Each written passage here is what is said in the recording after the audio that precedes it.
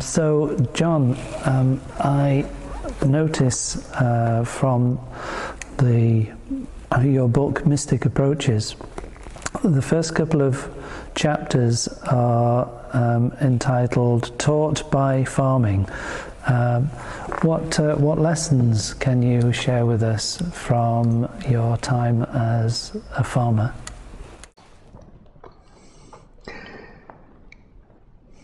It's hard to underestimate the importance of farming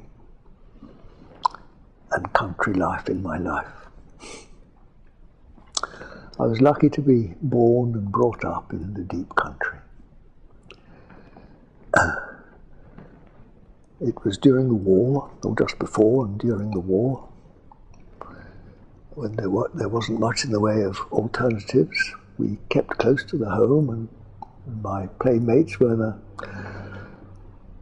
big garden we had, the fields, our dog, and generally just that, the trees and the hedges and bushes, fields around where I lived. And there was a neighbouring farm that I discovered early on, and I just loved, and I used to often go there. The farmer and his men were very kind to me. It was extraordinary. I was one of these lucky children that knew what I wanted to be. I used to say I knew before I was born that I wanted to be a farmer. Where did that come from? I don't know. But that's what I used to say. Mum always said I used to say that. And I suppose from 4 or 5 or so, I would go along there. There were horses, of course, then. There were more horses than tractors. Tractors were really very primitive, and most of the everyday work was done by horse and cart.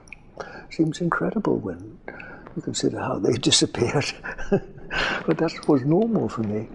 And I just adored these horses. And one of the first things the men would say to me was, "Be quiet." And of course, I wasn't a talkative boy anyway. Why would I be living among the fields? And almost everything about farming in those days was quiet. They didn't want noisy, excited children among the sheep and the cows. So I didn't really need to be taught to be quiet. I just was naturally quiet.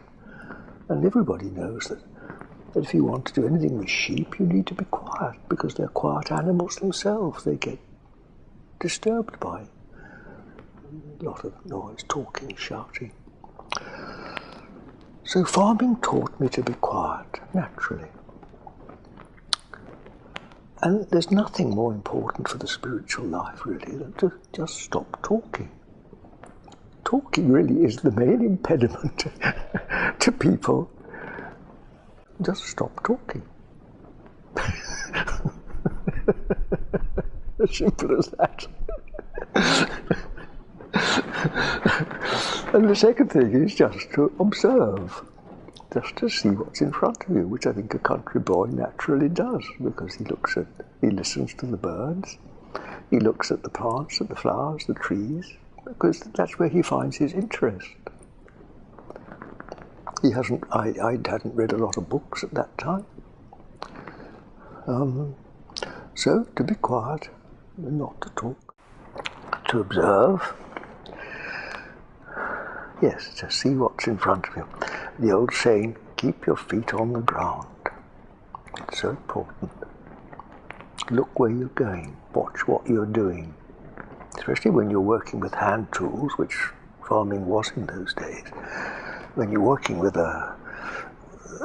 so much of farming consists of using a sharp edge to cut something. Well, you must watch what you're doing, mustn't you?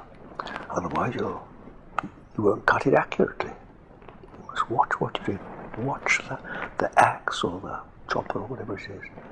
Watch what you're doing. Keep your eye on the job. But there was another thing, and that is space. Now, farming, thank God, is still largely conducted in the open fields. And that sense of space, that love of space, that feeling at home in space, is another absolute I'd hardly say a prerequisite, but an enormous help to begin to realize the spaciousness of spirit. Again, there's a lovely old song, cowboy song, "Don't Fence Me In." I just loved that as a boy. Don't fence me in. It just summed up everything. So, funny enough, just a few weeks ago, there was a man in America that contacted me. He bought one of my books, actually.